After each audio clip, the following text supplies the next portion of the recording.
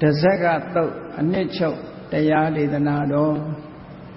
ဒီကနေ့ညတပတ်သဘင်ခန္ဓာကိုရွှေဘုန်းတော်သခင်ရှင်တော်မြတ်ဖရာဤ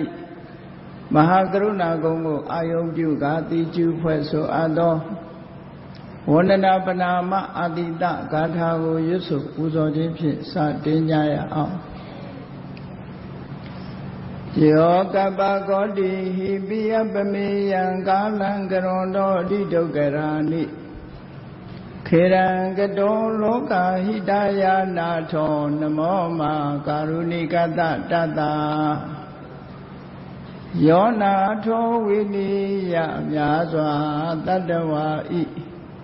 ချမ်းသာစီးပွားလိုလားတောင်းတအကုန်ပေါင်းခါလည်းဖြင့်နာထမြညာခြင်းရှင်တော်မြတ်ဖရာသည်ကပ္ပကောတိဟိပိဂရေကဘာအရေးအတွက်သင်္ချာတို့ဖြင့်တော်လဲအပေမေယံရည်တွေတိုင်းတာဖော်ပြခြင်းငါမစွမ်းနိုင်ပါသောကာလံလေးအသင်ချေသိမ့်နေကဘာရှိကြသောကာလပတ်လုံး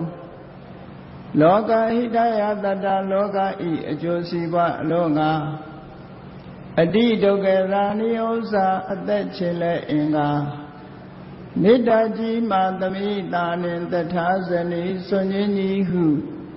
ကျတိထဘွယ်ငါးသွဲအစုအလုံးခဲရင်တော်မူတော်ကိုကရွန်တော်ဘုရားဖြစ်ရန်ဤတန်ကြိုးကုတ်အာထုတ်တော်မူရသည်ဖြစ်၍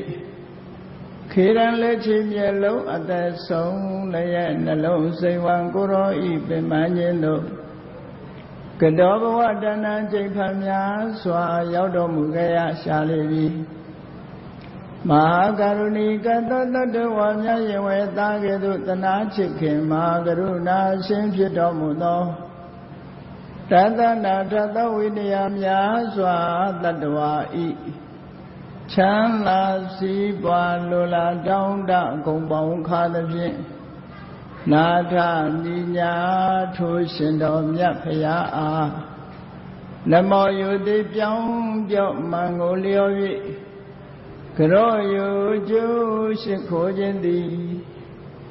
အထုဘဝတုစင်စစ်မသွေဖြစ်ပါစေတည်း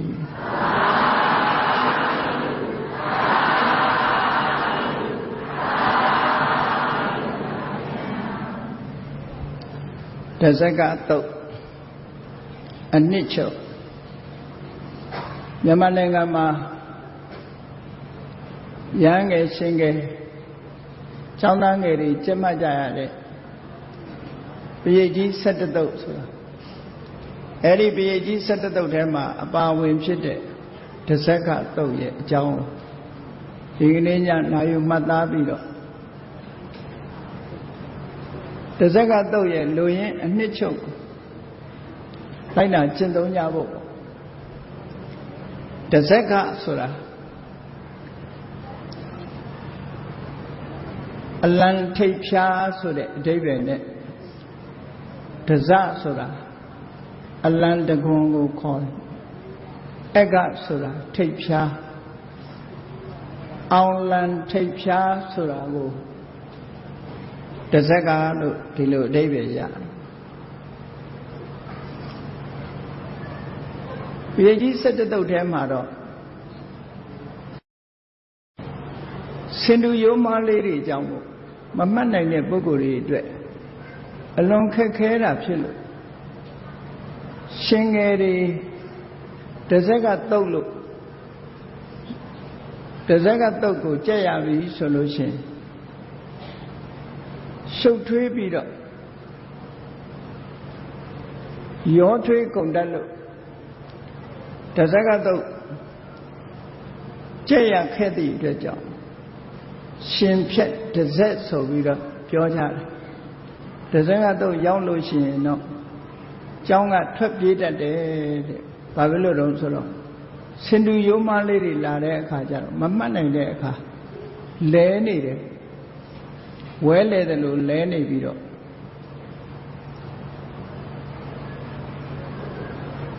ရှေ့ကိုမသွားနိုင်ရဘူးဝါဖြက်ဓာဖြက်ဝမြက် ရှင်ဖြက်တစ်ဆက်ဆိုပြီးတော့ရှေ့ကပြောလာတာဒီတစ်ဆက်ကတော့ကြက်မှတ်ဖို့ခက်တယ်လို့ဒီလိုဆိုကြသို့တော်လည်းစင်တူယုံမလေးတွေကိုမှတ်လိုက်မယ်ဆိုရင်တော့ပြေကြီး17တုပ်ထဲမှာအလွယ်ဆုံးတုပ်လို့ပြောရမယ်ဆိုရင်ဒီတစ်ဆက်ကတုပ်ကလွယ်တယ်ပိုခက်တာကယရဏတုပ်တို့ဘာလို့ကြတော့ဂါထာတွေဆိုတော့အစင်မမှတ်မိရင်ဒုက္ခရောက်တစ်ဆက်ကတုပ်ကတော့ပုံစံစင်စင်လေးတွေလာတာကိုတကြောင်ကြက်လိုက်တာလည်းတပြိုင်နက်4-5ကြောင်ရသွားနိုင်တဲ့အနေအထားမျိုးရှိတယ်အဲ့ဒါကိုမမှတ်နိုင်ရင်တော့လဲနေသည့်အတွက်ကြောင့်ရှင်ငယ်တွေကြတော့ခက်ခဲတယ်လို့ရှင်ဖြက်တစ်ဆက်ဆိုပြီးတော့ပြောလာခဲ့ကြတာတကယ်ကတော့မှတ်ပြီးတော့ကြက်မယ်ဆိုရင်အလွန်လွယ်တဲ့သုတ်လို့ပြောရမှာပါအဲ့တော့တစ်ဆက်ကသုတ်ဆိုတာအောင်လန်တော်ထိပ်ဖြားအဲ့ဒီစကလုံးကိုယူပြီးတော့တက္ကတန်ယုံမှာမြတ်စွာဘုရားကဟောကြားခဲ့တဲ့သုတ်တန်တစ်ခုပဲပရိကြီး17တုပ်မှာပါတာဖြစ်သောကြောင့်ဘေးရန်အန္တရာယ်တွေကိုကာကွယ်ဆောက်ရှောက်တဲ့နေရာမှာတစ်ဆက်ကသုတ်ရဲ့အစွမ်းတတ္တိအစွမ်းအာနုဘောဟာအမှန်တမ်းကြီးမားတယ်လို့ဒီလိုပြောဒါကြောင့်မလို့တစ်ဆက်ကသုတ်ကိုရွတ်ချင်ဖတ်ချင်အောင်တစ်ဆက်ကသုတ်ရဲ့အကျိုးကျေးဇူးတွေကိုရှေ့ပိုင်းကတက္ကရာမှာဖွင့်ထားတာတွေကိုရည်ညွှန်းပြီးတော့ဂါထာစီထားတာလေးတွေအားလုံးတစ်ဆက်ကသုတ်ရဘူးတဲ့ပုဂ္ဂိုလ်တိုင်းသိလိမ့်မယ်အဲ့ဒီကနေစပြီးတော့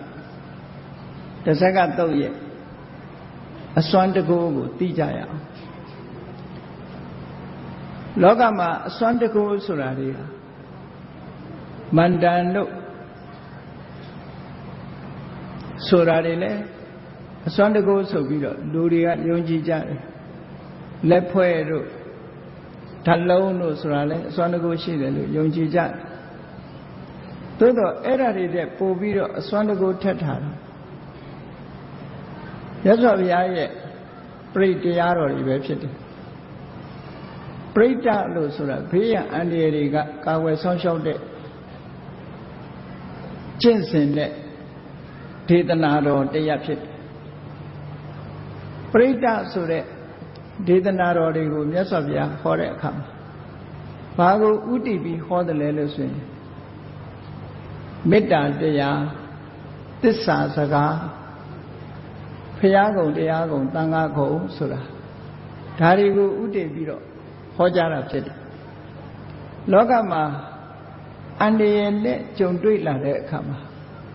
မေတ္တာပွားပြီးတော့အန္တရာယ်ကရှောင်လွှဲလို့ရတယ်သစ္စာစကားကိုဆိုပြီးတော့လည်းပဲအန္တရာယ်ကရှောင်လွှဲလို့ရတယ်ဘုရားကုံတရားကုံသံဃာကုံလို့ဆိုတဲ့ယရဏသုံးပါးကုံကိုအာယုံပြုပြီးတော့လည်းပဲအန္တရာယ်ကရှောင်လွှဲလို့ရတယ်ကာကွယ်လို့ရတယ်လို့ယရဏတုတ်ဆိုလို့ရှိရင်သစ္စာဆိုတယ်ဝတ္တတုတ်ကသစ္စာဆိုတယ်မေတ္တာတုတ်ကြတော့မေတ္တာကိုဥတည်ပြီးတော့ပြောတယ်ခန္ဓာတုတ်တို့ကမေတ္တာကိုဥတည်ပြီးတော့ထားတယ်အခုတစ်စက်ကတုတ်ဆိုတာကြတော့ဘုရားကုံတရားကုံသံဃာကုံကိုဥတည်ပြီးတော့ဘေးရန်အန္တရာယ်မကြရအောင်ကာဝယ်ဆောင်ရှောက်တဲ့ဤစနစ်ကိုမြတ်စွာဘုရားကဟောထားတာဖြစ်ပါတယ်လောကမှာမြင်ရတဲ့အန္တရာယ်ဆိုလို့ရှိရင်ကြည့်ရှောင်လို့ရတော့လေမမြင်ရတဲ့အန္တရာယ်ကျုံလာပြီဆိုလို့ရှိရင်တော့အန္တရာယ်ကာကွယ်ဖို့လိုအပ်လာတယ်ပေါ့မှန်ကန်တဲ့နည်းနဲ့အန္တရာယ်တွေကိုကာကွယ်ဖို့အတွက်မြတ်စွာဘုရားဟာပြိတ္တရားတော်တွေကိုဟောကြားတော်မူခဲ့တာဖြစ်တယ်အဲ့တော့တစ္ဆကသုတ်ကဘလို့အန္တရာယ်တွေကိုကာကွယ်ပေးနိုင်တယ်လဲဆိုတာကိုအထက်ကရာဆရာဖွင့်ထားတဲ့အတိုင်းမြန်မာပရိတ်ကြီးတွေမှာရှေးဆရာကြီးတွေကအလွယ်တကူသိရအောင်လို့ဆိုပြီးတော့အဖွဲကြပြဂါထာစီကုံးပြီးတော့ တဇက်ကတုတ်အစဖော်ပြထားတာရှိတယ်ယတ္တာနုတ္တရေနေနာပိအန္တလိခေပိပါဠိနောပဋိဋ္ဌမဓိကိစ္ဆန္တိဘူမိယံဝိယတပ္ပထာဒီစကားလုံးလေးရဲ့အဓိပ္ပာယ်ကိုလွယ်လွယ်ကူကူရှင်းရှင်းလင်းလင်းမှတ်မယ်ဆိုရင်ဟောဒီတဇက်တုတ်ကိုတတိယယုံလေးနဲ့တင်ပဲကောင်းကင်မှာတောင်မှပဲထောက်တိယဆိုတာရနိုင်ပါတယ်ကောင်းကင်ဆိုတာထောက်တိယမှရှိမှမရှိတာလေကောင်းကင်မှာတောင်မှပဲတရားရနိုင်တယ်တဲ့မြေကြီးပေါ်မှာယတ္တိယာရတယ်လို့ပဲကောင်းကင်ပြင်မှာလည်းပဲယတ္တိယာကိုရနိုင်ပါတယ်လို့မတော်တဆအမြင့်ကလိမ့်ကြလာတဲ့အန္တရာယ်တွေကျုံလာလို့ရှင်ဟောဒီတစ်ဆက်တုတ်ကိုအမှတ်ရလိုက်တာနဲ့တပြိုင်နက်ထိုပုဂ္ဂိုလ်ဟာအောက်ထီအောင်မကြဘူးတဲ့အန္တရာယ်ကာကွယ်ပြီးသားဖြစ်သွားတယ်လို့ဒီလိုဆိုတာပေါ့အဲ့တော့လိမ်ညာနဲ့ခရီးသွားတဲ့ပုဂ္ဂိုလ်တွေလည်းတစ်ဆက်တုတ်ကိုနှလုံးသွင်းပြီးတော့ရွတ်ပွားသွားတဲ့နာပေါ့ကောင်းကင်ကနေခရီးသွားတဲ့ပုဂ္ဂိုလ်တွေတစ်ဆက်တုတ်ကိုအာယုံပြုတ်ထိုက်တယ်ရွတ်ဖတ်ထိုက်တယ်ပေါ့ဒါကတီဟိုကျွန်းမှာဒီကဝါပိဆိုတဲ့စေတီတော်ကြီးတစ်ဆူရှိတယ်အဲ့ဒီစေတီတော်ကြီးကိုတန်ရှင်းရေးလုပ်ပြီးတော့စေတီပေါ်တက်ပြီးထုံးသင်္ကန်းကတ်တယ်ပေါ့အဲ့ဒီလိုကတ်တဲ့အခါခြေကျော်လက်ချော်ကြရဟန်းတော်လေးတစ်ပါးဟာ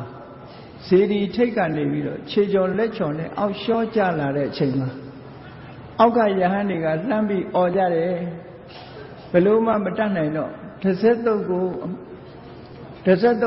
အာယုံပြုတ်လိုက်တစ်ဆက်တုတ်ကိုအာယုံပြုတ်လိုက်လို့ဆိုတော့အဲ့ဒီကိုတော်ကတစ်ဆက်ကပရိတ္တံမံရခတုတစ်ဆက်ကပရိတ္တိကျွန်ုပ်ကိုစောင့်ရှောက်ပါစေလို့လဲဆိုလိုက်ရောစေတီတဲကအုတ်ချက်ကြီးနှစ်ချက်ဟာအလိုလိုထွက်လာပြီးတော့ဒီကိုယ်တော်ရဲ့ခြေထောက်အောက်မှာခံပြီးသားဖြစ်သွားတယ်ဒီလိုဆိုတာကောင်းကင်ကရှောကျလာတဲ့ပုဂ္ဂိုလ်တောင်မှပဲဖျားဘော်ကနေအောက်လိမ့်ကျလာတဲ့ပုဂ္ဂိုလ်တောင်မှပဲဖျားတွေကအုတ်ချက်နှစ်ခုကဒါတကယ်ထွက်လာတာလားသူ့အတွက်အကာအကွယ်ဖြစ်သွားတာလားဆိုတာတော့ပြောလို့မရဘူးပေါ့နော်အဲ့လိုသူ့အတွက်ခြေတော့နင်းလို့ရတဲ့အရာတစ်ခုဟာခြေတော့အောက်ကလာခံသည့်အတွက်ကြောင့်သူဟာစေတီတော်ကလိမ့်ကြပြီးတော့အသက်ဆုံးရှုံးခြင်းမှတွတ်ပြောင်းသွားတယ်ဘေးရအန္တရာယ်ကြီးကင်းသွားတယ်လို့ဒီလိုပြောတယ်အဲ့ဒါကိုရည်ရွယ်ပြီးတော့ဒီစကားကိုဆိုတာယတ္တာနုတ္တရနေနာပိအနုတ္တရဏဆိုတာအမှတ်ရအောင်းမေ့ဒီတစ်စက်ကတုတ်လေးကိုအမှတ်ရယုံလေးနဲ့ဆိုတာရွတ်တာမဟုတ်သေးဘူးရွတ်ဖတ်တဲ့စေတာမဟုတ်ဘူးတစ်စက်ကတုတ်လေးကိုအမှတ်ရယုံလေးနဲ့ပဲကောင်းကင်မှာမြေပြင်မှာနေတယ်လို့ကောင်းကင်မှာယတ္တိယတစ်ခုရသွားနိုင်ပါတယ်လို့အမြင့်တက်တဲ့ပုဂ္ဂိုလ်တိုင်းဟာတစ်စက်ကတုတ်ကိုအမှတ်ရမယ်ဆိုရင်အမြင့်ကနေလိမ့်ကြဖို့အကြောင်းမရှိဘူးပေါ့ဒီလိုဆိုလိုတာပေါ့နော်အန္တရာယ်ကိုကာကွယ်ပေးတယ်ဒါရင်လားဆိုမကဘူးတပ္ဖုဘဒ္ဒဝဇာလံမှာယက္ခသောရာတိအမ္ဘဝဘလူကြောင့်ဖြစ်တဲ့ဘေးအန္တရာယ်ပဲဖြစ်စေသခိုးဓမြရဲ့ဘေးအန္တရာယ်ပဲဖြစ်စေဖြစ်ပေါ်လာတဲ့ဘေးရန်အန္တရာယ်ဆိုတဲ့အနောက်အရှက်ကွန်ရက်တွေကလည်းပဲလွတ်သွားနိုင်တယ်တဲ့အဲ့လိုလွတ်သွားတဲ့ပုဂ္ဂိုလ်ရဲ့အရေးအတွက်ဆိုတာမရှိလောက်အောင်ကိုများပြားတယ်ဘယ်နှဦးတော့မလွတ်ဘူးဆိုတာမရှိဘူးတဲ့လွတ်မြောက်တဲ့ပုဂ္ဂိုလ်တွေအများကြီးရှိခဲ့တယ်ဒီလိုဆိုလိုတာပေါ့အဲ့ဒါဆိုလို့ရှိရင်ထောင်ကျနေတဲ့ပုဂ္ဂိုလ်တွေကိုအကြံပေးရနော်ဒါစကားတော့နေတိုင်းရောထောင်ကမြင်လွတ်အချုပ်နှောင်ခံထားရတဲ့ပုဂ္ဂိုလ်တွေ တဇက်ကတုတ်ကိုမြန်မြန်ရွတ်နေစဉ်ရွတ်ပွားများချုပ်နှောင်ကနေလွတ်ဒါလွတ်နိုင်တာပဲလေမမြော်လင့်မနဲ့လွတ်နိုင်အဲ့ဒါကြောင့်လို့ယုံယုံကြည်ကြည်နဲ့တဇက်ကတုတ်ကိုအမှတ်ရပြီးတော့ရွတ်ဖတ်တဲ့စေမယ်သို့မဟုတ်တဇက်ကတုတ်မှာပါတဲ့အတိုင်းဘုရားကုံတရားကုံသံဃာကုံအာရုံပြုမယ်ဆိုလို့ရှိရင်ဘေးရအန္တရာယ်တွေကလွတ်မြောက်နိုင်တာတော့သိချပေါက်ပဲမြတ်စွာဘုရားဟောတဲ့ပရိတရားတော်တွေရဲ့အစွမ်းတကူဟာဘယ်အတိုင်းတာထိအောင်ပြန့်နှံ့တယ်လဲလို့ဆိုရင်ယရဏတုတ်မှာပါတဲ့အတိုင်းကောဋိတတသဟတိတုစက္ကဝါလေတုဒေဝတာယတနံပဋိခဏန္တိဆိုတာမြတ်စွာဘုရားရဲ့ပရိရဲ့အစွမ်းတကူကိုလက်ခံပြီးတော့အတိမတ်ပြုတဲ့နတ်တွေဟာစัจ java ဂရေတသိမ်းမှရှိတဲ့နတ်တွေနယ်ပယ်အားဖြင့်စัจ java ဂရေတသိမ်းဖြစ်အောင်ဘုရားမြတ်စွာရဲ့ပရိတရားတော်ရဲ့တကူတော်ဟာပြန့်နှံ့နေတယ်လို့ဒီလိုဆိုလိုတာအဲ့တော့ဒီစัจ java တွေမကဘူးတခြားစัจ java တွေစัจ java အနန္တလို့ဆိုတဲ့အတိုင်းဒီစัจ java တွေမကဘူးစัจ java ဂရေတသိမ်းတိဘုရားရဲ့တရားတော်တွေရဲ့အစွမ်းတကူပြန့်နှံ့နေတာဖြစ်တော့ဘယ်နေရာဘယ်ဒေသဘယ်နေရာရောက်ရောက်ဘယ်ဒေသရောက်ရောက်တစ်ဆက်တုပ်ရဲ့ကျင့်စဉ်နဲ့ဟောကြားထားတဲ့ဒေသနာတော်တွေကိုတတိယပြီးတော့ရွတ်ဖတ်ပွားများမယ်တရဇယ်မယ်ဆိုလို့ရှိရင်အခုပြောတဲ့အကျိုးတွေလက်တွေ့ခံစားကြရမှာဖြစ်တယ်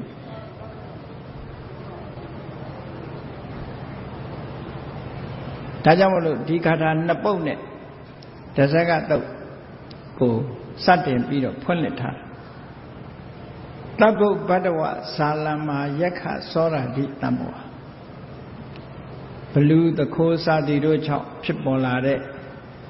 ဘေးရန်ကွန်ရက်တွေမှန်သမျှဘေးရန်တွေအချုပ်အနှောင်တွေမှန်သမျှကနေပြီးတော့လွတ်လာတဲ့ပုဂ္ဂိုလ်တွေရဲ့အရေးအတွက်ဆိုတာအများကြီးရှိတယ်ဒါကြောင့်မို့လို့ပရိဒံတံပနာမဟိဒီပရိတရားတော်ကိုရွတ်ဖတ်တဲ့စေကြပါစို့လို့ဒီလိုဆိုတာပေါ့နော်အဲ့တော့ဒီပရိကတခြားပရိတွေနဲ့မတူတာတခြားပရိတွေနဲ့မတူတာဘာလဲလို့ဆိုရင်ကောင်းကင်မှာပဲဖြစ်ပါစေမြေကြီးပေါ်မှာလို့ယတ္တိယာရနိုင်ပါတယ်လို့ဆိုတာတခြားပရိတွေမှာမပါတဲ့စကားတစ်ခုပဲပေါ့အဲ့တော့ဒီနေရာမှာဆက်နွယ်ပြီးတော့ပြောမယ်ဆိုလို့ရှိရင်လူတွေဟာရေထဲရောက်နေရင်လည်းထောက်တိယာဆိုမရနိုင်ဘူးအဲ့တော့ရေထဲမှာလည်းထောက်တိယာရဖို့အတွက်တစ်ဆက်ကပရိတ်ကိုရွတ်ဖတ်တဲ့စေတဲ့နဲ့ရေချောင်းခရီးသွားလာတဲ့ပုဂ္ဂိုလ်တွေမြစ်ကိုဖြတ်တန်းတဲ့ပုဂ္ဂိုလ်တွေပင်လယ်ခရီးကိုဖြတ်တန်းသွားတဲ့ပုဂ္ဂိုလ်တွေဟောဒီတစ်ဆက်ကပရိတ်ကိုဆင်ញင်စဉ်းစားသွားမယ်ဆိုရင်ရှင်နစ်ချင်းအန္တရာယ်ကနေကာဝယ်ဆောက်ရှောက်နိုင်မှာဖြစ်လွတ်မြောက်နိုင်မှာဖြစ်တယ်လေကြောင်းကလေရင်ခရီးသွားတဲ့ပုဂ္ဂိုလ်တွေဟာလည်းတစ်ဆက်ကတော့ကိုအထူးအာယုံပြုပြီးတော့ရွတ်ဖတ်တရဇယ်မယ်ပွားများမယ်ဆိုလို့ရှိရင်ကောင်းကင်မှာကိုယ့်အတွက်တရားမြာရနိုင်တယ်လွန်ခဲ့တဲ့နှစ်ပေါင်း90လောက်ကလို့ထင်တယ်မြန်မာနိုင်ငံမှာအရင်တုန်းကဓာကိုတာဆိုတဲ့လေမြန်ကြီးတွေရှိတယ်ရှေ့ကရန်ကုန်နဲ့မန္တလေးပြေးဆွဲနေတဲ့ဓာကိုတာလေမြန်ရန်ကုန်ကထွက်လာတဲ့လေမြန်တစ်စင်းဟာရာသီဥတုကြောင့်မန္တလေးကွင်းဆင်းဖို့လာတဲ့အခါမှာအမတ်တမဲ့မန္တလေးကွင်းရောက်ပြီလို့ဆိုပြီးတော့လေမြန်ကိုနှိမ့်ချလိုက်တဲ့အခါမှာလေမြန်ကရာသီဥတုကြောင့်လမ်းကြောင်းကပြောင်းနေတာ ပိုင်းလောကတတိပဋ္ဌာမိတဲ့အခါနှိမ့်ချလိုက်တော့ဘာဖြစ်လဲဆိုရှမ်းတောင်ဓာကြီးနဲ့သွားပြီးတော့တိုက်မိလိုက်တယ်ရာသီဥတုကလည်းဆိုးဝါးနေတဲ့အချိန်အောက်မြင်ကွင်းကလည်းမရှိတဲ့အချိန်လေရင်ကွင်းရောက်ပြီလို့ဆိုတဲ့အသည့်နဲ့လေရင်ကိုနှိပ်ပြီးဆင်းလိုက်တဲ့အချိန်မှာရှမ်းတောင်တန်းတွေကတောင်တွတ်တစ်ခုနဲ့တိုက်လိုက်တာလေရင်စီးလာတဲ့လူတွေဒိန်းဆိုတဲ့အတန်ကြီးပဲကြားလိုက်ရတယ်လေရင်ဟာအဲ့ဒီမှာတိုက်ပြီးတော့ပြက်ကျသွားတယ်အဲ့ဒီပေါ်မှာမန္တလေးသားတယောက်ပါလာသတင်းစာထဲမှာဖတ်လိုက်ရတယ်သူကတလန်းလုံးဖျားကုန်အာယုပြုပြီးတော့ပရိစိတ်လာအဲ့တော့တစ်စက်ကတော့မှလည်းပဲဒီဟာကိုဟောထားတာဗုဒ္ဓနုတ္တိဆိုတာသူကလည်းဗုဒ္ဓနုတ္တိဖျားကုန်ကိုအာယုပြုပြီးတော့ပရိစိတ်လာတဲ့ပုဂ္ဂိုလ်လေရင်နဲ့တောင်တို့တိုက်လိုက်တဲ့အတန်ကြီးဒိန်းဆိုတာကြားပြီးတော့သူလည်းတတိမေ့သွားတတိယလို့ကြည့်လိုက်တဲ့အခါကျတော့ဝါချုံကြီးတစ်ခုပေါ်မှာသူရောက်နေတယ်ဘလောက်ကံကောင်းလို့ဆိုတော့နော်ကျန်တဲ့လူတွေတော့သေကုန်တယ်သူကဝါချုံကြီးပေါ်မှာရောက်တတိယတဲ့အခါမှာဝါချုံပေါ်မှာသူတင်းနေမနာမကျင်ဝါချုံပေါ်ရောက်အဲ့ဒါလက်တွေ့မှန်ကန်တဲ့အကြောင်းအရာတစ်ခု true story ပေါ့မြန်မာနိုင်ငံမှာတကယ်ဖြစ်ပျက်ခဲ့တာသူလည်းပဲတစ်စက်ကတုတ်ဆိုတဲ့ဗုဒ္ဓဂုံအာယုပြုပြီးတော့နေတဲ့အချိန်မှာအခုလိုလေမြန်ပြက်ကြတဲ့အချိန်မှာသူဟာဝါချုံလေးဟိုတော့မိယာတစ်ခုသူရလိုက်တယ်လို့သူပြောအဲ့ဒီချိန်တုန်းကအမတ်တရသတင်းစာတို့ဖတ်ဖူးတဲ့လူတွေပါရင်ဒီသတင်းကြားဘူးမှာပါတကယ်ဖြစ်ပျက်ခဲ့တာပေါ့အေးဒါကြောင့်မို့လို့ဒီတစ်စက်ကတုတ်ဟာယတ္တာနုတ္တရနေနပိတစ်စက်ကတုတ်ကိုအမှတ်ရယုံလေးနဲ့အတ္တလိခေပိပါဏိနောပဋိဋ္ဌမတိကိစ္ဆန္တိဘူမိယံဝိယတပ္ပတာအခါခတ်သိမြေကြီးပေါ်မှာလို့ကောင်းကင်မှာလည်းပဲထောက်တရားကိုရနိုင်ကြပါတယ်တဲ့ဟောဒါရင်လားလို့ဆိုတော့မကဘူးတဇက္ကတုတ်ရဲ့အစွမ်းကြောင့်ဘလူးကြောင့်ဖြစ်စေတခိုးဓမြတွေကြောင့်ဖြစ်စေအနှောင်ဖွဲ့တွေဘေးရန်တွေကလွတ်သွားတဲ့ပုဂ္ဂိုလ်တွေဟာရေတွက်ပိုင်းခြားလို့မရအောင်အလွန်ပဲများပြားတယ်ဒါကြောင့်မို့ဒီတဇက္ကပရိတရားတော်ကိုရွတ်ဖတ်ကြပါစို့လားဒီလိုဆိုလိုတာပေါ့နော်အဲ့ဒါပြီးတဲ့အခါဒီသုတ်တံကိုစထားရှန္ဒနာမထေရမြတ်ကဧဝံမေတုတံကစမြတ်စွာဘုရားစီကသူကြားတဲ့အတိုင်းပြောပါမယ်မြတ်စွာဘုရားဟာဧကံတမယံဘဂဝါသာဝတိယံဝိရတိစေတဝနိအနထပိဏိကတအာရမေတခါတော့ကမြတ်စွာဘုရားသခင်ကိုရောမြတ်သာဝတိမြို့အနာရဘိန်တတိဝယ်ယူပြီးတော့လှူဒန်းတဲ့အနာရဘိန်တတိရဲ့အရန်ဖြစ်တဲ့ဇေရဝံကျောင်းတော်ကြီးမှာသတင်းသုံးနေထိုင်လေတဲ့အဲ့ဒီသတင်းသုံးနေထိုင်စဉ်တတ္တရခောဘဂဝါဘိက္ခုအမန္တေတိဘိက္ခောတိယံပရိသတ်ရဲ့အလယ်မှာမြတ်စွာဘုရားကယဟန်တော်တွေကိုခေါ်တော်မူပြီးဟောဒီတစ်ဆက်ကတုတ်ကိုဟောကြားချင်းမြတ်တော်မူခဲ့တာဖြစ်ပါလေလို့ဒါကရှင်အာနန္ဒာကဒီဓမ္မစကားအနေနဲ့ပြောတာအဲ့တော့ဒီတစ်ဆက်ကတုတ်ဟာတာဝတိမြို့ဇေရဝံကျောင်းနာရဘိန်တထေးဆောက်လို့ထူထမ်းတဲ့ဇေတဥယျာဉ်တွေကနာရဘိန်တထေးရဲ့ကျောင်းမှာသတင်းသုံးနေထိုင်ရင်ဟောဒီတစ်ဆက်ကတုတ်ကိုမြတ်စွာဘုရားဟောကြားတော်မူခဲ့တာအဲ့ဒီလိုဟောတဲ့အခါမှာလူပြေမှာဖြစ်ပျက်ခဲ့တဲ့အဖြစ်ပျက်မဟုတ်ဘူး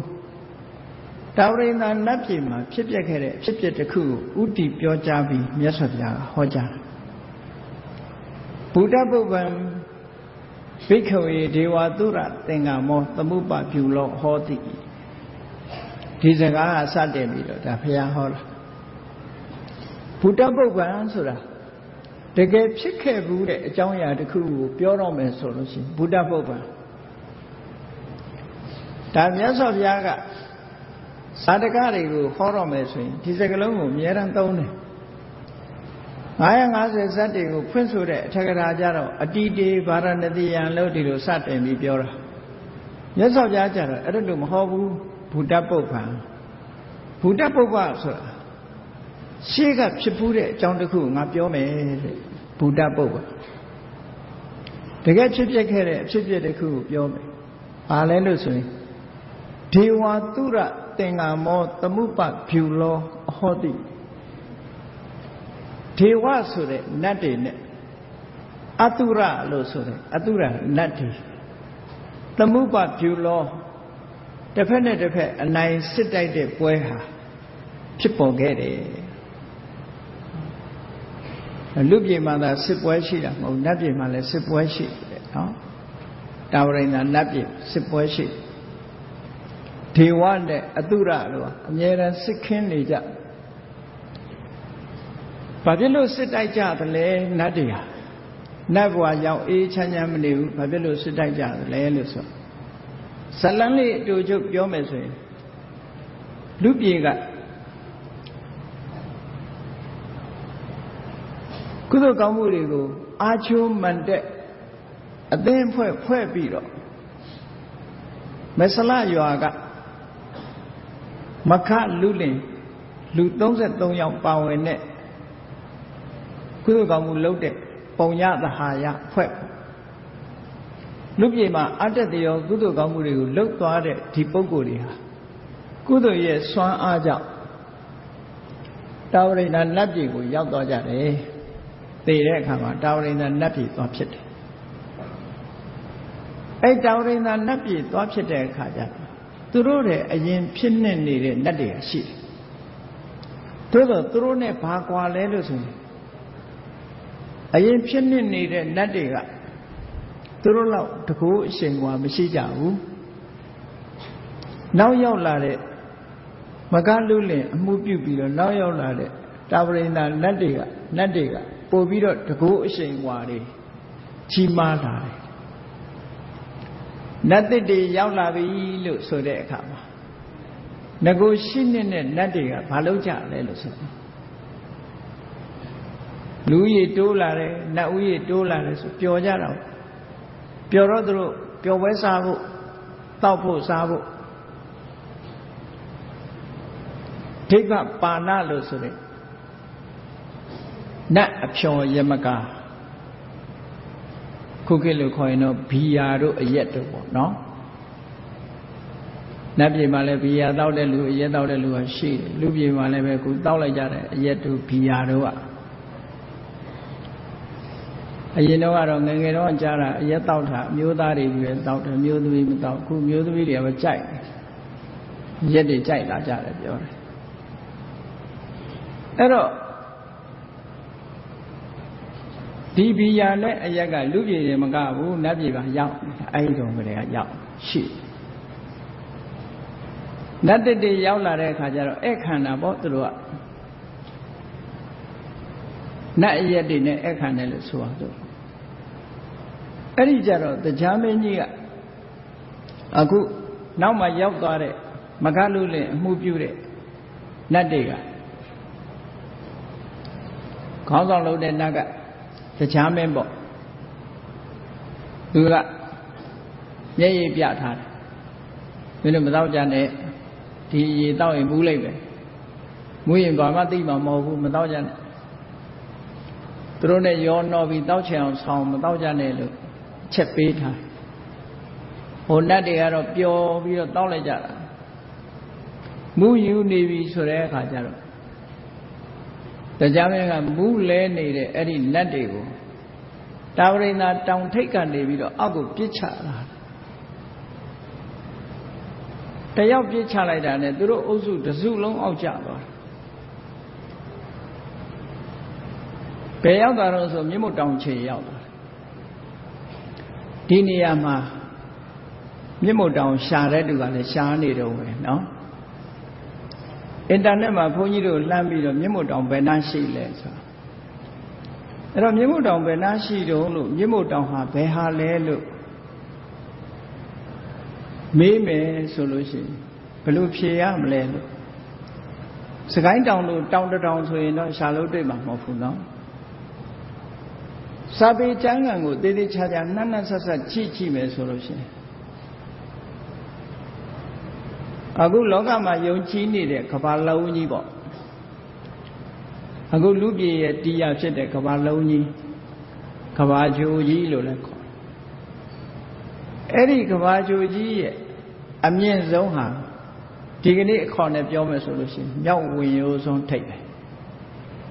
အဲ့ဒီမြောက်ဝင်ရိုးစွန်းကအမြင့်ဆုံးလို့ဆိုတော့မြောက်ဝင်ရိုးစွန်းထိပ်ဟာမြင့်မို့တောင်ဖြစ်နိုင်တယ်ပေါ့ဘာဖြစ်လို့တော့ဆိုတော့စာထဲမှာမြင့်မို့တောင်ထိပ်မှာတာဝရိန္ဒနတ်ပြည်ရှိတယ်တဲ့မြင့်မို့တောင်အောက်ခြေမှာအတုရနတ်ပြည်ရှိတယ်တဲ့အလဲခါးပန်းမှာကျွန်းကြီးလေးကျွန်းနဲ့ရန်ထားတဲ့လူပြည်ရှိတယ်ဆိုတော့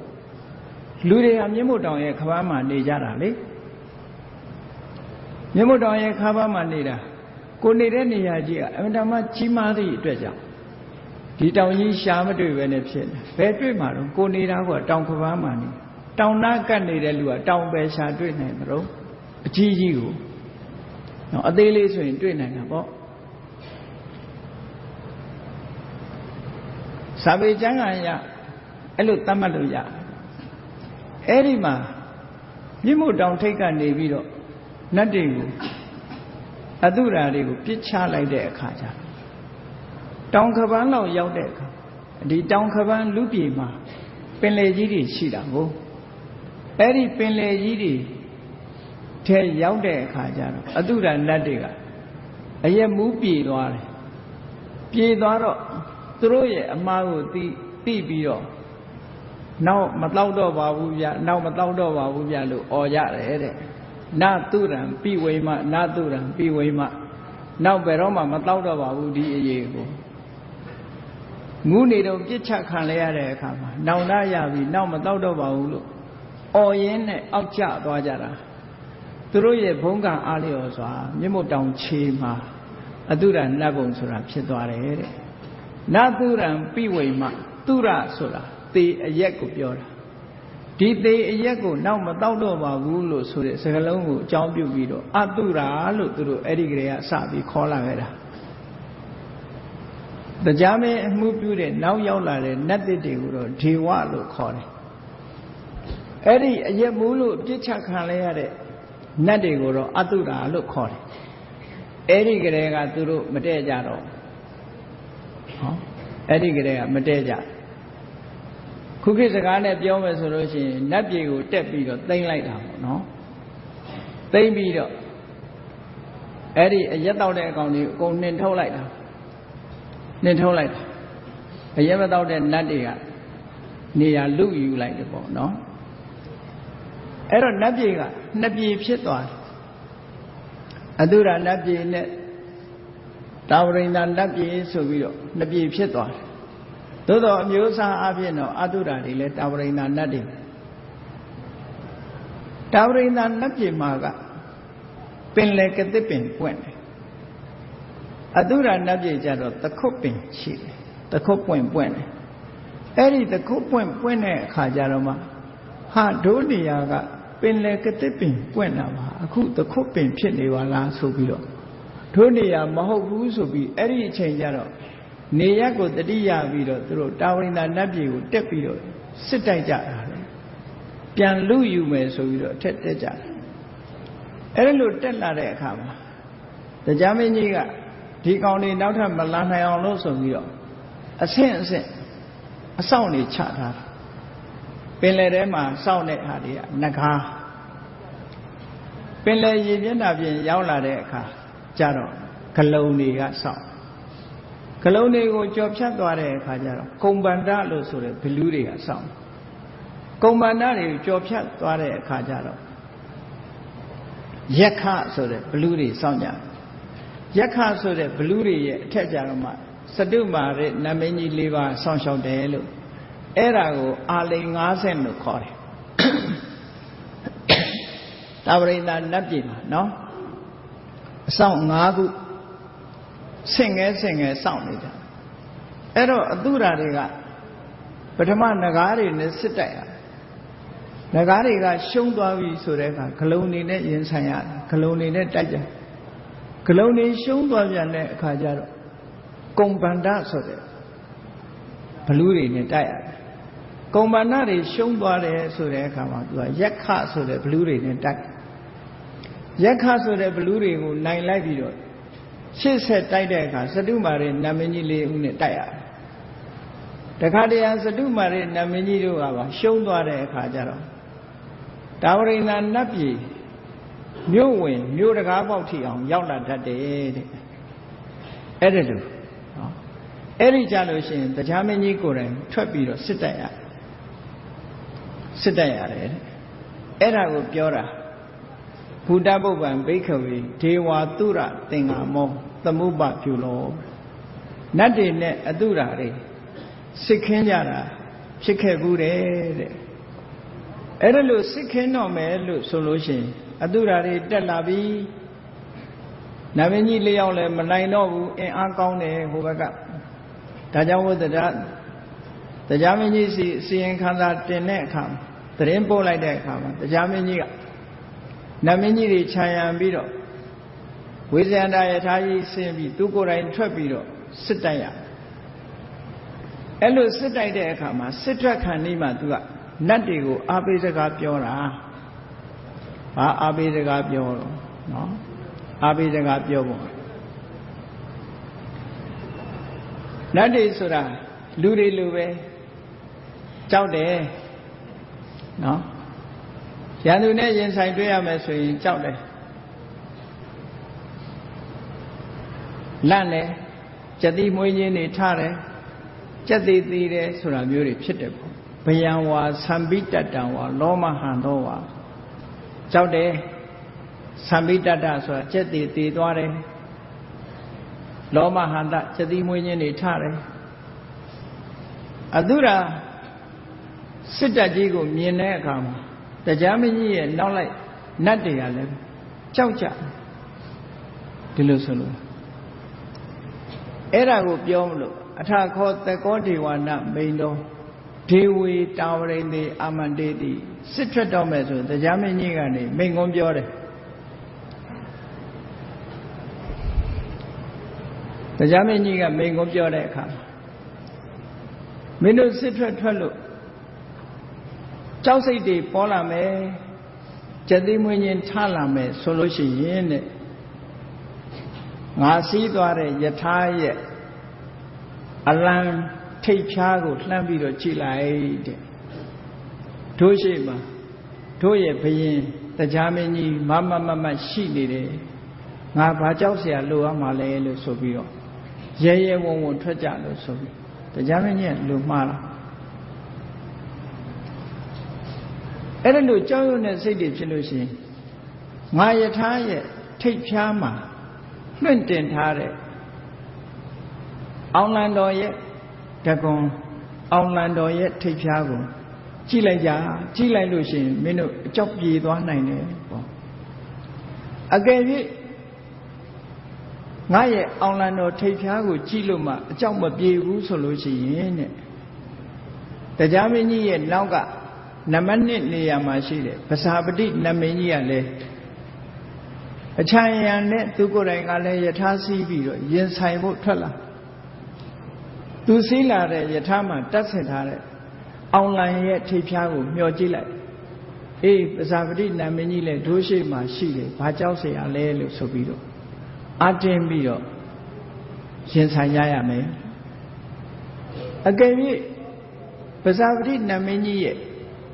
အောင်လံပြားကိုကြည့်လို့မှအကြောင်းမပြေဘူးဆိုရင်တရားမင်းကြီးရဲ့နောက်မှာတတိယနေရာမှာရှိတယ်ဝရုဏနတ်မင်းကြီးရဲ့အောင်လံထိပ်ဖြားကိုကြည့်လိုက်တဲ့ကြောက်စိတ်တွေပြေသွားလိမ့်မယ်တခါဝရုဏနတ်မင်းကြီးရဲ့အောင်လံထိပ်ဖြားကိုကြည့်လို့မှကြောက်စိတ်မပြေဘူးဆိုလို့ရှိရင်ဤတာလဆိုတဲ့နတ်မင်းကြီးရဲ့အောင်လံထိပ်ဖြားကိုကြည့်လိုက်ပါတဲ့ ကြည့်လိုက်လို့ရှိရင်ကြောက်စိတ်ပြေသွားလိမ့်မယ်လို့တရားမင်းကြီးကစစ်ထွက်ခံနေမှာအဲ့ဒါလို့အားပေးစကားပြောပြီးတော့အတုရာတွေနဲ့ရင်ဆိုင်တိုက်ရတယ်စစ်ပွဲအချိန်တွေတခုလို့မြတ်စွာဘုရားဟောအဲ့တော့တရားမင်းကြီးရဲ့အောင်လံထိပ်ဖြားကိုကြည့်လို့ပဇာပတိနတ်မင်းကြီးရဲ့အောင်လံထိပ်ဖြားကိုကြည့်လို့ဝရုဏနတ်မင်းကြီးရဲ့အောင်လံထိပ်ဖြားကိုကြည့်လို့ဣတာနနတ်မင်းကြီးရဲ့အောင်လံထိပ်ဖြားကိုကြည့်ပြီးတော့ရဲတဲ့နဲ့စိတ်တွေပေါ်လာပြီးတော့အကြောက်ပြေကောင်းလည်းပြေနိုင်တယ်ပြေခြင်းမှလည်းပြေမယ်မြတ်စွာဘုရားပြေခြင်းလည်းပြေသွားနိုင်တယ်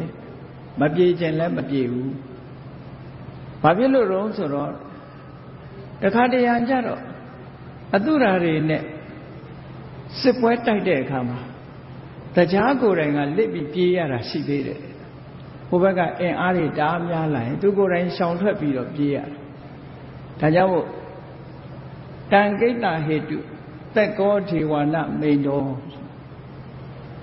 ဘာဖြစ်လို့တရားမင်းကြီးဟာပြေးရတာအဝိတရာဂောသူမှာရာဂဆိုတဲ့တွေ့တာမှုတွေမကင်းဘူးအဝိတဒေါသောအမုန်းတရားလည်းသူမှာမကင်းဘူးအဝိတမောဟတွေ့ဝေစိတ်တွေလည်းသူမှာမကင်းဘူး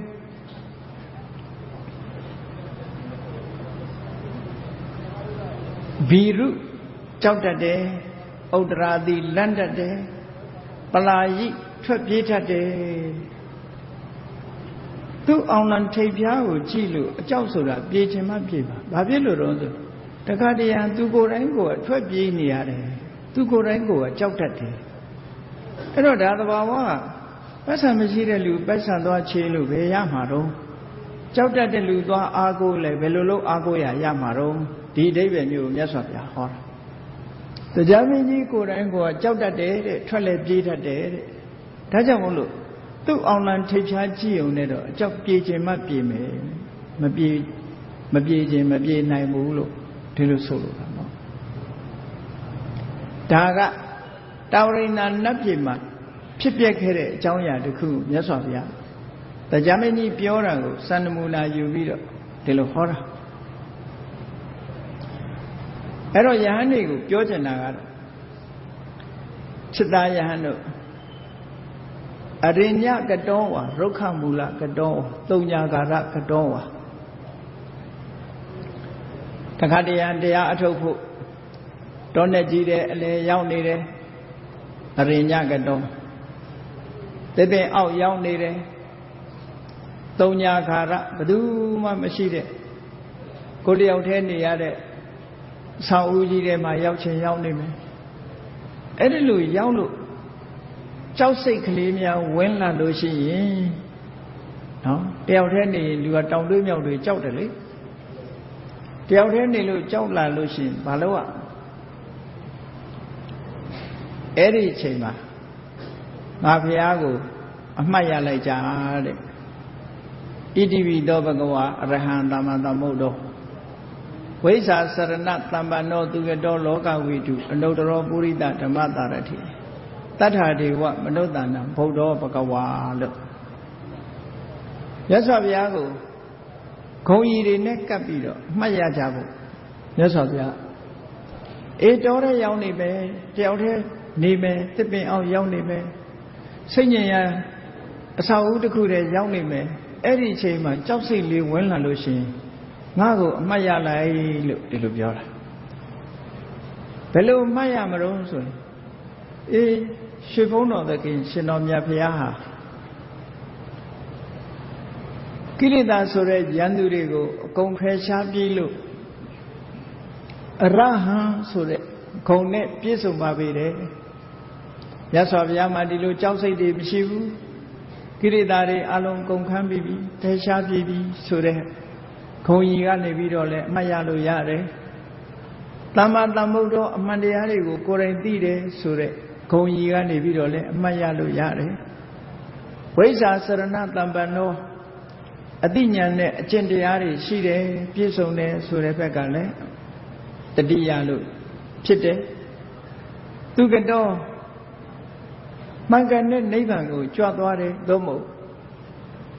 မှန်ကန်သောစကားကိုသာမိန့်ကြားတော်မူတတ်တယ်ဆိုတဲ့ဂုဏ်ကြီးနဲ့လည်းမြတ်စွာဘုရားကိုတတိယမယ်လောကဝိတုလောကအကြောင်းကိုကိုယ်စင်အောင်သိတော်မူတယ်ဆိုတဲ့ရှုထောင့်ကလည်းပဲမြတ်စွာဘုရားကိုအမှတ်ရမယ်အနုတ္တရောပုရိသဓမ္မတာရတိဆုံးမတိုက်တဲ့ပုဂ္ဂိုလ်ဆုံးမတဲ့နေရာမှာတော့အသာဆုံးပဲဆိုတဲ့ဒီခုံကိုအာယုံပြုတ်ပြီးတော့လည်းမြတ်စွာဘုရားကိုအမှတ်ရတတ္တရိဝမနုဿန္နာလူတွေနတ်တွေကိုသွန်သင်ဆုံးမတဲ့အင်တမထူးခြားမြင့်မြတ်တဲ့ဆရာကြီးတူဖြစ်ပါပေတယ်လို့ဆိုတဲ့ဂုဏ်ကြီးတွေကနေပြီးတော့လည်းပဲငါ့ကိုအမှတ်ရလို့ရတယ်ဗုဒ္ဓသစ္စာ၄ပါးကိုအများသိအောင်ဟောပြောတယ်ဆိုတဲ့ဂုဏ်ကြီးချင်းကလည်းပဲဘုရားကိုအမှတ်ရလို့ရတယ်ဘဂဝါဘုံတော်6ပါးနဲ့ပြည့်စုံတယ်ဆိုတဲ့ဒီစွမ်းရည်တတ္တိတွေဘက်ကလည်းပဲဘုရားကိုအမှတ်ရလိုက်ပါလို့ဟောမြတ်စွာဘုရားကဘယ်ခုံကြီးချင်းဘယ်ရှုတော့ကနေနေဘုရားကိုအမှတ်ရလိုက်တာနဲ့တပြိုင်နက်ဘာဖြစ်ဘယံဝါသံပိတတံဝါလောမဟံသောဝါသောပဟိယိတ်တိတဲ့ကြောက်တာတွေပျောက်သွားလိမ့်မယ်စိတ်နှလုံးတုန်လှုပ်တာတွေပျောက်သွားလိမ့်မယ်ကြက်သီးမွေးညင်ထတာတွေပျောက်သွားလိမ့်မယ်စမ်းကြည့်ပေါ့မှောင်ထဲမှာတယောက်တည်းကြောက်စိတ်ပေါ်လာလို့ရှိရင်ဘုရားကိုအာရုံပြုနော်ဘုရားကိုအာရုံပြုလိုက်လို့ရှိရင်ကြောက်စိတ်တွေပျောက်သွားလိမ့်မယ်လို့မြတ်စွာဘုရားဒီလိုဟောတာအကယ်၍ငါဘုရားကိုအာရုံမပြုဘူးဆိုလို့ရှိရင်နောက်အာယုံပြုနိုင်တာတခုရှိတယ်ငါဟောတဲ့တရားဓမ္မကိုလည်းအာယုံပြုလိုက်ပါတဲ့။ဩမြတ်စွာဘုရားဟောတဲ့တရားဟာအမှားမရှိမှန်တာတွေကိုသာဟောထားလို့သွက်ခါတော်ဘဂဝတာဓမ္မောဘုရားဟောတဲ့တရားဟာအကျိုးနဲ့အကြောင်းမှန်မှန်ကန်ကန်ဟောထားတဲ့တရားတွေလားဖြစ်တယ်လို့ဒီအချက်ကနေပြီးတော့တရားကိုအာယုံပြုလိုက်ပါမှန်မှန်ကန်ကန်ဟောထားရုံညမကတန်ဒိဋ္ဌိကိုမှန်မှန်ကန်ကန်ဟောထားသည့်အတွက်ကြောင့်ကိုယ်တိုင်လည်းသိနိုင်တယ်ဆိုတဲ့အချက်ကနေပြီးတော့ဓမ္မကိုအာရုံပြုလို့ရတယ်ကိုယ်တိုင်သိနိုင်တဲ့အခါမှာဘယ်လောက်စောင့်ရမလဲဆိုမစောင့်ရဘူးအခုသိအခုအကျိုးပြရတယ်ဆိုတဲ့အကာလိကရှုထောင့်ကလည်းပဲတရားကိုအမှတ်ရအခါဆိုင်ကြမလို့ပဲနဲ့အကျိုးပေးတာဖြစ်သောကြောင့်ကိုယ့်ရဲ့မိတ်ဆွေတငယ်ချင်းတွေကိုလာပြီးတော့ကြည်စမ်းပါလို့ဖိတ်ခေါ်ပြတတ်တဲ့တရားမျိုးလည်းဖြစ်တယ်။ဘာဖြစ်လို့ဖိတ်ခေါ်ပြရတယ်လဲလို့ဆိုရင်ဩပနေယိကစိတ်แท้ကိုတရားပို့တရားကိုကိုယ့်ရဲ့စိတ်နှလုံးနဲ့ယူဆောင်ပို့ဆောင်ခြင်းဖြင့်ငြိမ်းချမ်းမှုချက်ချင်းခံစားရတယ်ဆိုတဲ့ရှုထောင့်ကလည်းတရားကိုအာရုံပြုလို့ရတယ်။ပစ္စတံဝေရိတဘောဝိညုဟိကိုကျင့်လို့ရှိရင်အကျိုးကျေးဇူးကိုကိုယ်တိုင်သာခံစားရတယ်ပညာရှိမှန်လို့ရှိရင်ကိုကျင့်တဲ့တရားရဲ့အရသာကိုယ်တိုင်ခံစားရတယ်ဆိုတဲ့ဂုဏ်ကြီးရှုထောင့်ကနေပြီးတော့လည်းပဲတရားကိုအာယုံပြုလို့ရတယ်အဲ့ဒါလို့ငါဟောထားတဲ့တရားဓမ္မတွေကိုအချိန်ချင်းမှန်တတိယလိုက်တာနဲ့တပြိုင်နက်ဘာဖြစ်ဘယံဝါသံပိတတံဝါလောမဟံသောဝါသောပိဟိယိတတိကြောက်တာတွေပြေသွားလိမ့်မယ်ကိုယ်နှလုံးတုန်လှုပ်တာတွေပြေသွားလိမ့်မယ်ကြက်သီးမွေးညင်ထတာတွေပျောက်သွားလိမ့်မယ်ဟောမြတ်စွာဘုရားဒီလိုဟောတာအကယ်၍များဓမ္မဂုဏ်ကိုအာယုံမပြုဘူးဆိုရင်နောက်အာယုံပြုเสียတစ်ခုရှိသေးတယ်တန်ခါဂုဏ်ကိုအာယုံပြုလိုက်ပါတန်ခါဂုဏ်ကိုအာယုံပြုတဲ့အခါသုပ္ပတိပန္နောဘဂဝတောတာဝကတံကောမြတ်စွာဘုရားရဲ့တပိတာဝကဟာမှန်ကန်တဲ့အကျင့်တွေကိုကျင့်ပါပေတယ်လို့နိဗ္ဗာန်ကိုရောက်ဖို့ကျင့်တဲ့အခါမှာအကျင့်မှားနေရင်မရောက်နိုင်ဘူးဒါကြောင့်မို့မှန်ကန်တဲ့အကျင့်ကိုကျင့်ပါပေတယ်လို့ဟောဒီဟာနဲ့ပတ်သက်ပြီးတော့လေတန်ခါကိုအာရုံပြုလို့ရတယ်ဟောနောက်တစ်ခုကမှန်ကန်တဲ့အကျင့်ကိုကျင့်တယ်ဆိုတဲ့နေရာမှာဥစုပ္ပတိပန္နောဘဂဝတောတာဝကတာမှန်ကန်တဲ့အကျင့်ဆိုတာလွဲမှားနေတဲ့အကျင့်မျိုးကိုရှောင်ရှားလို့မစ္စည်းမပฏิပဒါဆိုတဲ့ဖြောင့်မှန်တဲ့အကျင့်ကိုကျင့်တာ ကာမတုခလိကနုယောဂဆိုတဲ့အကျင့်ကိုရှောင်တယ်အတ္တကိလေသာနုယောဂဆိုတဲ့အကျင့်ကိုရှောင်တယ်တပည့်ဆက်ကြမှာလာတဲ့ဒွေမိဘိက္ခုအန္တာလို့ဆိုတဲ့အစွန်းရောက်တဲ့အကျင့်တစ်ခုကိုရှောင်ပြီးတော့အလယ်လမ်းကြောင်းတိုင်ဖြောင်းဖြောင်းမမကျင့်တာဥစုပတိပန္နာဖြောင်းဖြောင်းကျင့်တယ်ဆိုတဲ့ဒီအကျင့်ကနေပြီးတော့လည်းပဲအရိယာတန်ဃာတော်တွေကိုအမှတ်ရလို့ရတယ်ညာယပฏิပန္နောဘဂဝတောတာဝကတံကိုဒီနေရာမှာညာယဆိုတာနိဗ္ဗာန်ကိုခေါ်တာညာယပฏิပန္နောနိဗ္ဗာန်ရောက်စေနိုင်တဲ့အကျင့်ကိုကျင့်နေကြတယ်လို့ဒီလိုအာရုံပြုလို့ရတယ်သာမိစိတ်ပฏิပန္နောအကျင့်နဲ့ယလ္လအမ္မဓမ္မစီလျော်တာဖြစ်သောကြောင့်မှန်ကန်တဲ့အကျင့်ကိုနိဗ္ဗာန်ရောက်ဖို့အကျင့်ကိုကျင့်တဲ့ထဲမှာတကယ်ကိုနိဗ္ဗာန်ကိုရောက်ရစေနိုင်တဲ့အကျင့်မျိုးအကျင့်နဲ့အကျိုးဟာလိုက်လျောညီတွေရှိတယ်လွယ်မှားမှုမရှိဘူးမှန်ကန်တဲ့အကျင့်ကိုကျင့်တယ်တာမိစိတ်ပฏิပန္နောလို့အဲ့ဒါကကျင့်ကြံနေမှုနဲ့ပတ်သက်ပြီးတော့တန်ခါကုံကိုအာယုပြုဖို့အချက်၄ချက်ပဲခုံကြီး၄ချက်ပဲအဲ့ဒါလို့ကျင့်နေတဲ့ပုဂ္ဂိုလ်တွေမဂ္ဂထပုဂ္ဂိုလ်၄ယောက်လို့ခေါ်တယ်အဲ့ဒီမဂ္ဂထပုဂ္ဂိုလ်၄ယောက်ဒီလိုကျင့်တဲ့ဖြင့်ရလာတဲ့အကျိုးကျေးဇူးကတော့၅မျိုးရှိတယ်ပေါ့အဲ့ဒါကြောင့်မို့ယတိတံစတ္တာရိပုရိသယုခာနိ၄စုံဆိုတော့၈ယောက်လို့ပြောတာအထပုရိသပုဂ္ဂလာတဲ့အရေအတွက်အဖြစ်၈ဦးမဂ္ဂထပုဂ္ဂိုလ်၄ယောက်ဖလထပုဂ္ဂိုလ်၄ယောက်အရေအတွက်အဖြစ်၈ယောက်အဲ့ဒီ၈ယောက်သောပုဂ္ဂိုလ်တွေမှန်ကန်တဲ့အကျင့်တွေကိုကျင့်လာလို့ရလာတဲ့ခြေဆုတွေကဘာတော့ဆိုအာဟုနေယောခေါဏတုန်းကသုပ္ပတိပန္နောဥစုပ္ပတိပန္နောညာယပတိပန္နောသာမိစိတ်ပတိပန္နောအဲ့ဒါကတန်ခါကုံ၄ခုအခုအာဟုနေယောကနေစပြီးတော့အနုတ္တရံပုံညခိတံလောကသထီအောင်က၅ခုဒါကိုတန်ခါကုံ၉ပါးလို့ခေါ်တာနော်ယတိတံသတ္တာရိပုရိသယုဂာနိအထပုရိသပုဂ္ဂလာကိုထည့်ပြီးတော့မရေတွက်နဲ့ဒါကမဂ္ဂထအရိယာပုဂ္ဂိုလ်တွေရဲ့တယုတ်ကိုထုတ်ဖော်ပြလာတာဖြစ်တယ်မဂ္ဂထပုဂ္ဂိုလ်တွေကျင့်နေတာကသောပတိပန္နောဥစုပတိပန္နောညာယပတိပန္နောသာမိစိတ်ပတိပန္နောကျင့်နေစေပုဂ္ဂိုလ်တွေကျင့်လို့အောင်မြင်သွားပြီဆိုရင်ပါလေအာဟုနေယောအဝေးကဆောင်ယူလာတဲ့ပစ္စည်းနိုင်ငံခြားတိုင်းပြည်တွေကဝေးလံတဲ့ဒေသကယူလာတဲ့ပစ္စည်းကိုလှူတိုက်တဲ့ပုဂ္ဂိုလ်ဒီလိုဒီခုံကြီးတွေကိုရသွားတယ်ပါဟုနေယောအိမ်မှာဧည့်သည်လာရင်ကျွေးဖို့ဆိုပြီးတော့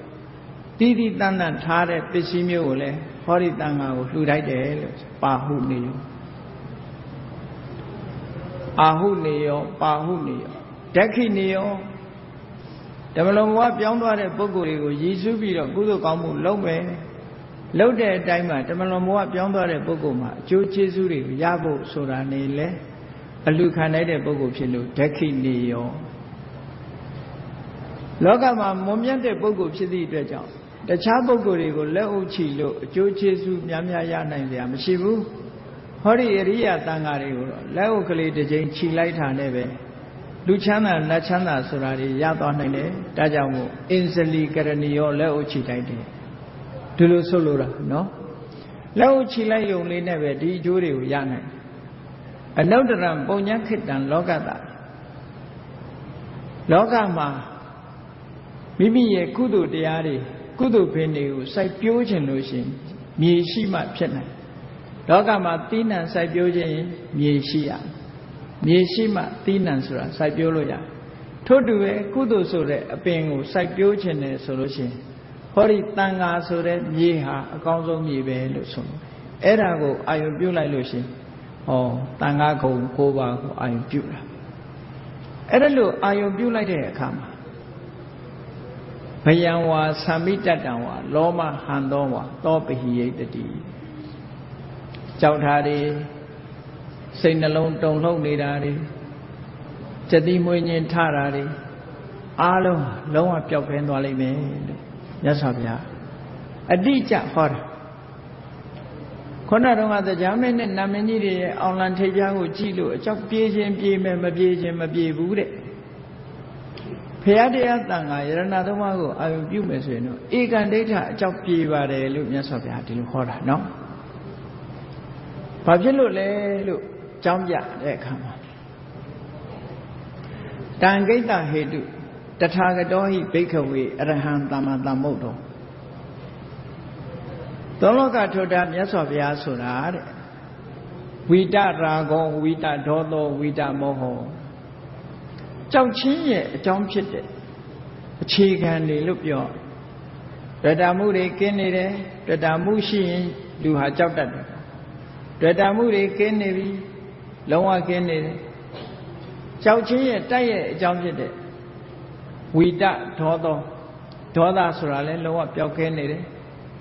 အမှန်မသိတဲ့မောဟဆိုတာလဲလုံးဝပျောက်ကင်းလို့ဝိတမောဟဥတည်ပြီးတော့တရားဟောနေတဲ့မြတ်စွာဘုရားသခင်ကိုရမြတ်ကြီးမှာရာဂဆိုတာလုံးဝကင်းတယ်ဒေါသဆိုတာလုံးဝကင်းတယ်မောဟဆိုတာလုံးဝကင်းတယ်ဒါကြောင့်မို့အဘိရုအသံပိအနုတ္တရာတိအပလာယိအဘိရုဆိုတာဘုရားဘယ်တော့မှမကြောက်ဘူးကြောက်စိတ်ဘယ်တော့မှမပေါ်ဘူးကြောက်စိတ်ပေါ်တယ်ဆိုတာဒေါသစိတ်ကိုပြောတာဒေါသဟာကြောက်တယ်တစ်ဖက်ကဒါကြောင့်မို့မြတ်စွာဘုရားမှာဒေါသဖယ်ရှားပြီးဖြစ်သောကြောင့်အဘိရုဘယ်တော့မှမကြောက်ဘူးတဲ့ကြောက်တဲ့စိတ်မရှိဘူးအသံပိတဲ့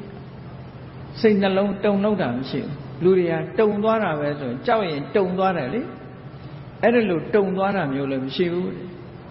အနုတ္တရာတိလန့်သွားတာလည်းမရှိဘူးအပလာယိကြောက်လို့ထွက်ပြေးတယ်ဆိုတာပဲရှိအခုချိန်မပြောနဲ့ဖယားမဖြစ်ခင်မဟာဗောဓိပင်အောက်မှာဒီကနေ့တရားသူတရားမြတ်မရရင်ဒီပလင်ကမထတော့ဘူးလို့ဒိဋ္ဌံတဲ့အချိန်မှာမနမင်းကစစ်တပ်ကြီးနဲ့ချင်းချောက်ပြီးတော့လက်နဲ့တွေအမျိုးမျိုးနဲ့ကြောက်လန့်တုန်လှုပ်အောင်လှုပ်တာတောင်မှပဲမကြောက်ခဲ့ဘူးလေဖယားဖြစ်တော့ဘယ်ကြောက်မလဲအေးဒါကြောင့်မလို့မြတ်စွာဘုရားဟာဘယ်တော့မှကြောက်တာလန့်တာတုန်လှုပ်တာမရှိဘူးဘာဖြစ်လို့ကြောက်ချင်းလန့်ချင်းတုန်လှုပ်ချင်းကင်းရတယ်လဲလို့ဆိုရင်ရာဂဒေါသမောဟလုံးဝကင်းသွားလို့ပဲလို့ဟောတရားမင်းကြီးကြတော့ရာဂဒေါသမောဟမကင်းသေးဘူးမကင်းတော့ကြောက်တတ်တယ်တုန်လှုပ်တတ်တယ်လန့်တတ်တယ်ထွက်ပြေးတတ်တယ်မြတ်စွာဘုရားကြတော့အဲ့ဒါတွေလုံးဝမရှိဘူးအဲ့တော့ဆိုလိုတာက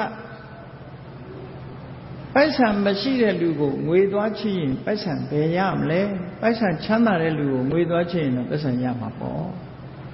မကြောက်တတ်တဲ့ဘုရားကိုအာယုံပြုမှကြောက်စိတ်ဆိုတာပြေမှာပေါ့ဒီလိုဆိုလိုတာပေါ့နော်မြတ်စွာဘုရားကလုံးဝကြောက်စိတ်ကင်းတဲ့ပုဂ္ဂိုလ်ဖြစ်လို့မြတ်စွာဘုရားကိုအာယုံပြုခြင်းအဖြစ်ကြောက်ချင်းလန့်ခြင်းတုန်လှုပ်ခြင်းဆိုတဲ့စိတ်ထဲမှာဖြစ်ပေါ်လာတဲ့အရာတွေဟာလုံးဝပျောက်ပြီးတော့စိတ်နှလုံးအေးချမ်းမှုကိုရနိုင်ပါတယ်လို့ဒီလိုတစ်စက်ကတုတ်ရဲ့အဓိပ္ပာယ်ကဒီလိုအဓိပ္ပာယ်ရှိတာနော်ဒါကြောင့်မို့လို့မြတ်စွာဘုရားကအေးဘုရားတရားတန်ခါယရဏသုံးပါးထဲမှာဘုရားကိုအာယုံပြုလိုက်တဲ့ဘုရားကိုအာယုံပြုလိုက်လို့အကြောင်းတွေပြေသွားလိမ့်မယ်အဲ့ဒါလို့မဟုတ်လို့ရှိရင်တရားကိုအာယုံပြုလိုက်အကြောင်းတွေပြေသွားလိမ့်မယ်တရားကိုအာယုံမပြုဘူးဆိုရင်တန်ခါကိုအာယုံပြုလိုက်အကြောင်းတွေပြေသွားလိမ့်မယ်လို့ဟောဘုရားတရားတန်ခါယရဏသုံးပါးကိုအာယုံပြုခြင်းအဖြစ်ကြောက်ရွံ့ထိတ်လန့်တုန်လှုပ်ခြင်းဆိုတာဒီအလုံးပျောက်ကင်းသွားနိုင်ပါတယ်လို့ဟောဒီတစ်ဆက်ကတုတ်ကိုမြတ်စွာဘုရားကဒီလိုဟောလို့ရင်းဖြစ်ပါတယ်အေးကျင်းညုတ်ထပ်ပြီးတော့ပြောရမယ်ဆိုလို့ရှိရင်တရားမင်းကြီးရဲ့စစ်ပွဲမှာတရားမင်းကြီးကမင်းတို့ကြောက်စိတ်ဝင်လာလို့ရှိရင်ငါရဲ့အလံထိပ်ဖျားကိုကြည့်လိုက်ကြကြောက်စိတ်ပြေလိမ့်ပဲဘာအလံထိပ်ဖျားကိုမမြင်ရဘူးဆိုရင်ပဇာပတိနတ်မင်းကြီးရဲ့အလံထိပ်ဖျားကိုကြည့်လိုက်ကြောက်စိတ်တွေပြေသွားလိမ့်မယ်ပဇာပတိနတ်မင်းကြီးရဲ့အလံထိပ်ဖျားကိုမမြင်ရဘူးဆိုရင်ဝရုဏနတ်မင်းကြီးရဲ့အလံထိပ်ဖျားကိုကြည့်လိုက်မင်းတို့ကြောက်စိတ်ပြေလိမ့်မယ်အေးဝရုဏနတ်မင်းကြီးရဲ့အလံထိပ်ဖျားကိုမမြင်ရဘူးဆိုလို့ရှိရင်ဣတာနနတ်မင်းကြီးရဲ့အလံထိပ်ဖျားကိုကြည့်လိုက်တဲ့ကြောက်စိတ်တွေပြေသွားလိမ့်မယ် တို့ရှိကမတရားမင်းကြီးတို့ပဇာပတိတို့ဝရုဏတို့ဣတာနတို့ဒီနတ်မင်းကြီးတွေရှိနေပါလားလို့ဆိုစိတ်အားတွေတက်လာလိမ့်မယ်လို့တရားမင်းကြီးကပြောတယ်တဲ့အဲ့ဒီစကားအရာတရားမင်းကြီးရဲ့အလံထိပ်ဖြားကြည့်လို့ဖြစ်စေပဇာပတိတို့ဝရုဏတို့ဣတာနနတ်မင်းကြီးတွေရဲ့အလံထိပ်ဖြားကိုကြည့်ပြီးဖြစ်စေကြောက်စိတ်ပြေးခြင်းလည်းပြေးမယ်မပြေးခြင်းလည်းမပြေးဘူးဘာဖြစ်လို့တော့ဆိုရင်တရားမင်းကြီးကိုယ်တိုင်ကိုယ်ကကြောက်တတ်တယ်တဲ့ထွက်ပြေးတတ်တယ်သူ့မှာရာဂမကင်းဘူးဒေါသမကင်းဘူးမောဟမကင်းဘူးတဲ့ဒါကြောင့်မို့လို့ငါဖေရသင်ယဟန်တို့ကိုပြောမယ်တိတ်ဆိတ်ရတောချောင်းမှာတဦးတယောက်တည်းနေလို့ကြောက်စိတ်များဝင်လာလို့ရှင်ဖရာကုံကိုအာရုံပြုလိုက်ကြကြောက်စိတ်တွေပြေသွားလိမ့်မယ်သို့မဟုတ်ရင်တရားကုံကိုအာရုံပြုလိုက်ကြကြောက်စိတ်တွေပြေသွားလိမ့်မယ်သို့မဟုတ်ရင်တန်ခါကုံကိုအာရုံပြုလိုက်ကြကြောက်စိတ်တွေပြေသွားလိမ့်မယ်ဖရာတရားတန်ခါယရဏသုံးပါးတစ်ခုကိုအာရုံပြုပြီးကြောက်စိတ်မပြေဘူးဆိုတာမရှိဘူးပြေးကိုပြေးရဘာဖြစ်လို့ငါဖရာကိုယ်တိုင်ကကြောက်တတ်တဲ့အရာမရှိဘူးထွက်ပြေးတတ်တဲ့အရာမရှိဘူး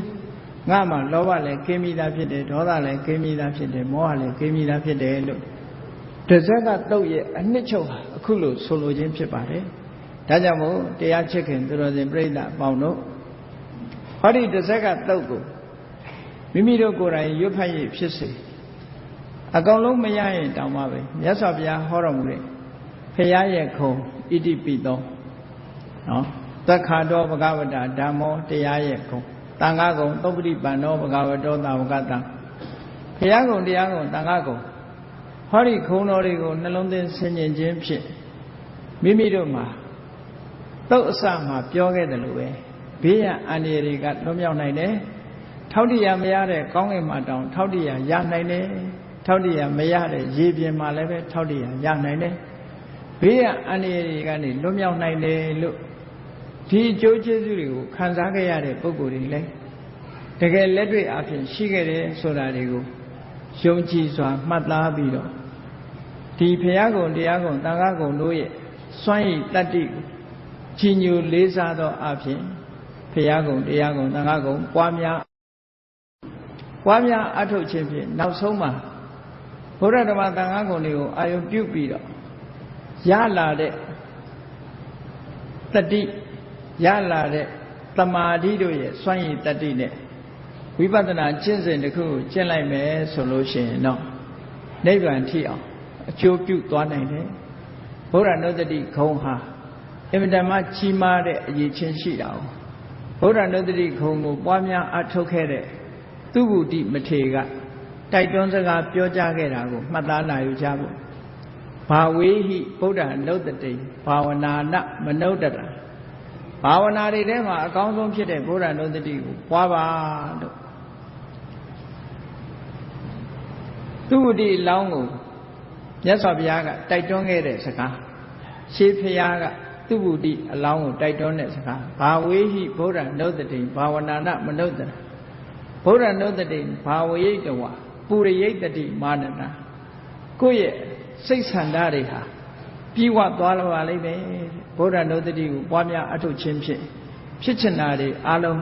ဖြစ်လာနိုင်တဲ့အနေအထားမျိုးရှိပါတယ်လို့ဒီလိုသူဝတိထေရအပါရမှာလာတဲ့အတိုင်းဘုရားကုံတရားကုံသံဃာကုံကိုပွားများအထုတ်ခြင်းဖြင့်နောက်ဆုံးနိဗ္ဗာန်ထိအောင်အကျိုးတရားတွေများကိုရရှိနိုင်တယ်ဆိုတာကိုယုံကြည်မှတ်သားပြီးတဇက်ကတုတ်ပရိတရားအတိုင်းလိုက်နာကျင့်ကြံကြိုးကုပ်အားထုတ်တော်မူနိုင်ကြပါစေကုန်သတည်း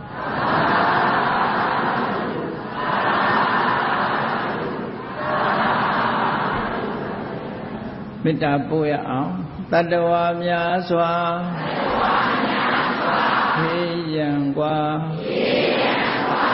ချမ်းသာကြပါစေ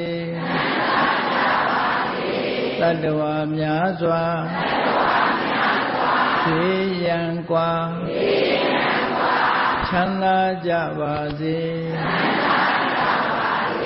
မေတ္တာရေချမ်းသုံးငါဖြံ